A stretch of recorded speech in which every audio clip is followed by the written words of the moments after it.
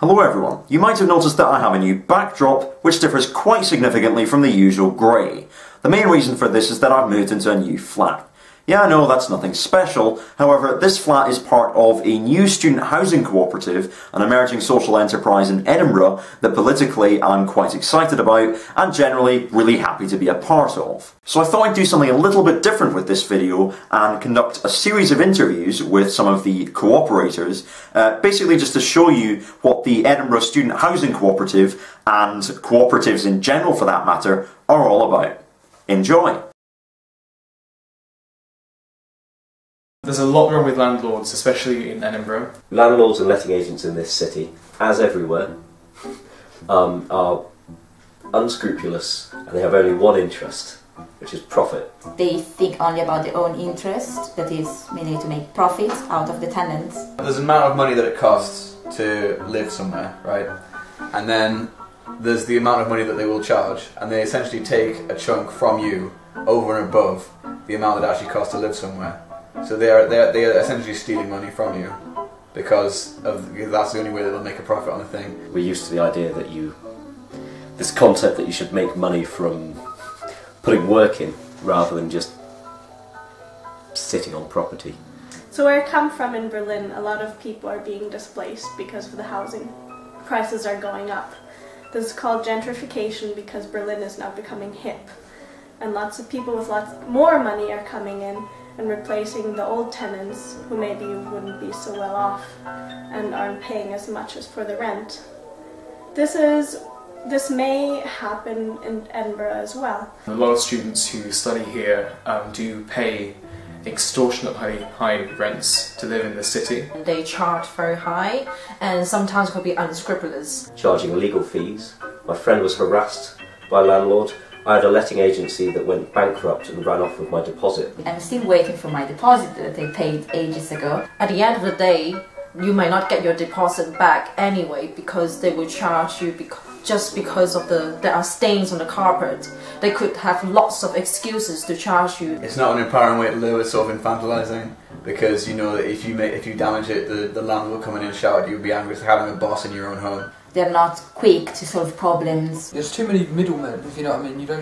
It's never direct and it's never personal. You kind of feel like you get in touch with the admin or something and then they'll forward you on and then it just takes such a long time to get anything actually done. If you want to negotiate, students' bargaining power is pretty low. We'd often find that the only way you could get things mended in your property was just to go on rent strike, just like refuse to pay the rent for that month. And they'd usually be there in about 24 hours. Every year the housing prices are increasing, not because the houses are becoming more beautiful or nicer to live in, it's because of the housing prices are going up.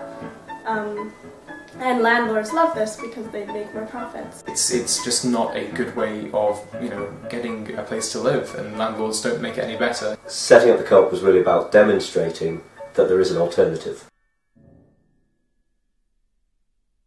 Well, because I want to be my own landlord. It is a community run building and I found it really, really interesting.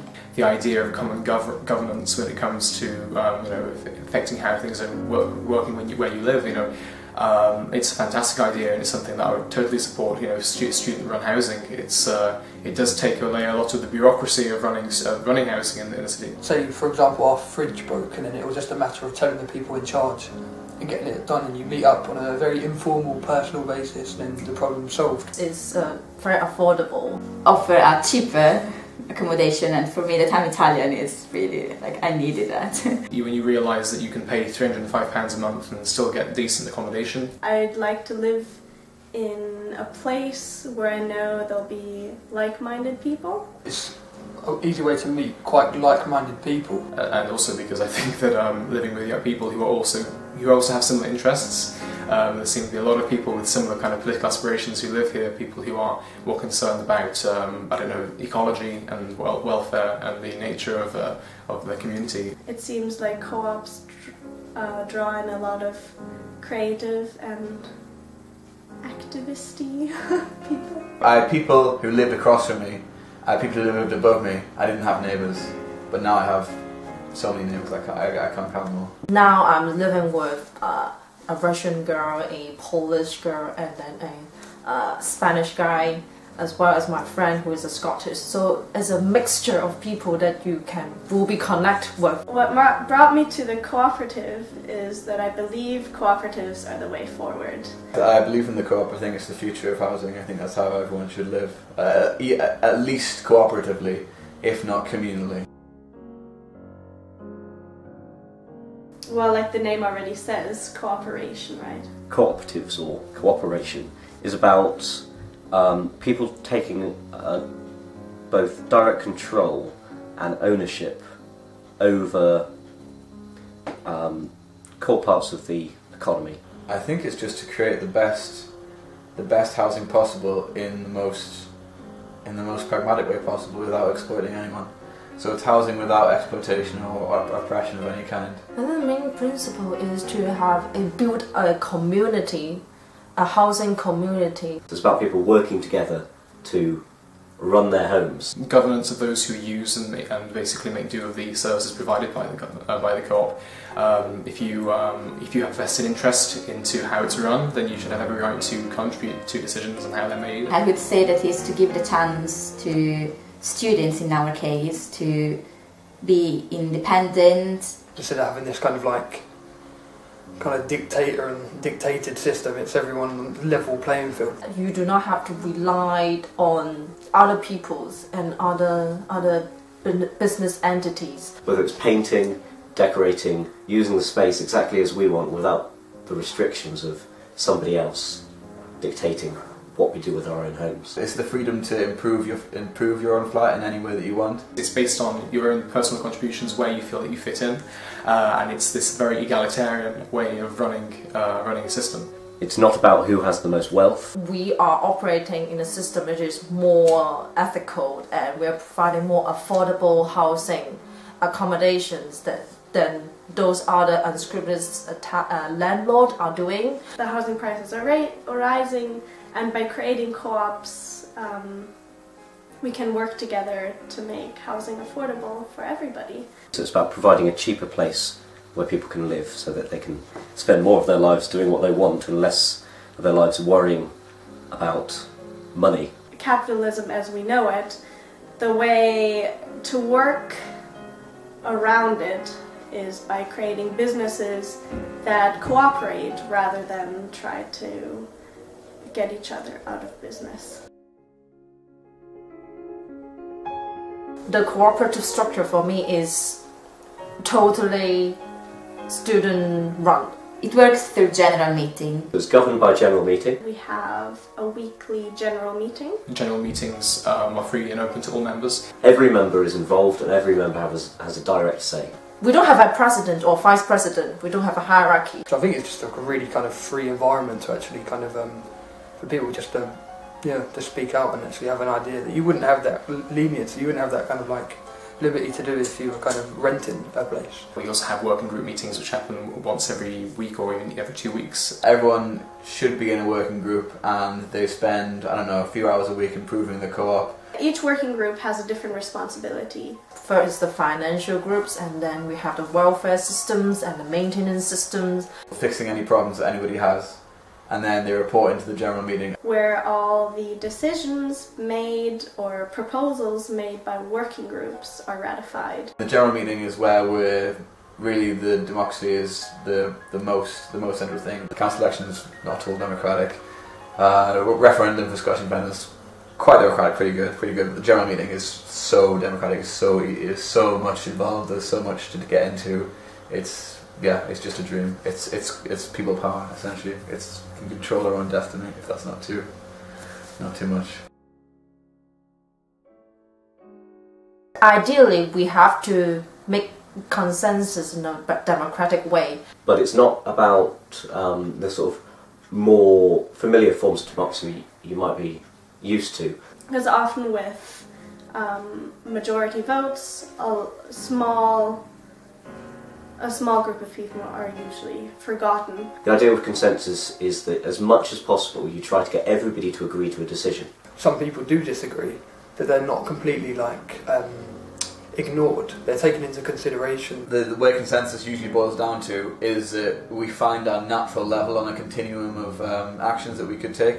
We also use an internet-based communal space where to talk, and some kind of consensus have been in there, like through proposal. Proposals are submitted usually on the Lumio site that we have set up, which is a nice way of making decisions before the meeting. So you can propose your proposal and have it kind of moderated and looked at. Consensus decision making requires a free flow of information. There's people who have information, people who request information, and the general meeting is a meeting of all those people. We try to get as much information as possible from every source, and then we make an informed decision. A simple way to understand consensus in a general meeting is to use symbolic gesture. We've tried to include things like hand signals in the meeting, trying to be the kind of alternative with that sort of idea. Well, for many people, consensus just looks like a lot of jazz hands.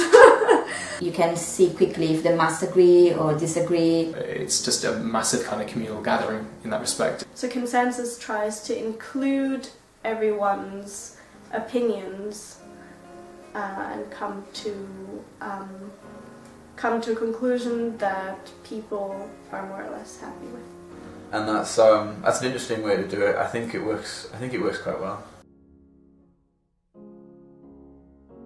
And is to make as many people as possible to be involved. The talent has to willing to contribute themselves and knowing how important it is to contribute your own effort in order to run the whole cooperation. Otherwise, it will collapse in long term. The community itself has to find a way always to keep alive the will of participation. So I suppose that's the main challenge, is distributing that work, getting everybody involved, and working out our structures so that there is as much accountability and participation and decisions are made democratically. It's also an exciting opportunity to really develop a system that works for us. When there's situations there where like not 100% of people are agreeing on something, well, I mean, how does anyone get around that situation? If not everyone agrees, you don't just completely ignore them, you have to take into account what they're saying. Here's the challenge that I find, right, what's the difference between taking charge and taking the initiative? My biggest challenge is to try to find the right area for me to take the initiative without taking control of the cooperative. The most challenging part of the cooperative is the fact that we've only just started, and as a result we've been given a building, we have rooms, we have furnishings, but we are starting to kind of attain equipment to basically make this place more like a home, because it's former student halls. I think at the moment that's the biggest challenge, trying to kind of fit it to this sort of place we want to live in. The main challenge is balancing uni work and co-op work and socialising. Yeah, that's probably the main challenge, because the co-op's just so great for hanging out and meeting new people. Ooh, many. Every little thing is better in the co-op. The advantages are that you are directly involved with everything that happens here. You have every right to contribute to it. You also have fantastically affordable housing, as well as living with a group of people who come from all different countries, all different backgrounds. You learn a lot of skills by living in this cooperative. For example, learn how to deal with financial stuff and learn how to do maintenance things or the legal things. For example, how to install the internet, how to set up a political body where everybody works together. I'm learning so many things, because being kind of force of running yourself, you have to learn so much, and this is really good. So we are not passive students, we are active students also outside the student life.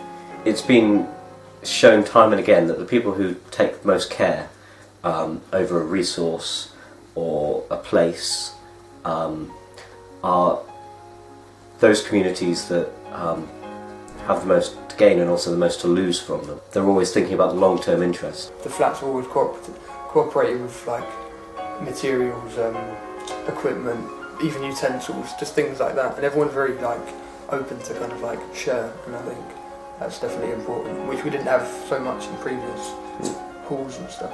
The difference between work and labour, right? Work can be enjoyable. Labour is something that you don't want to do, right? This is the cooperative is work.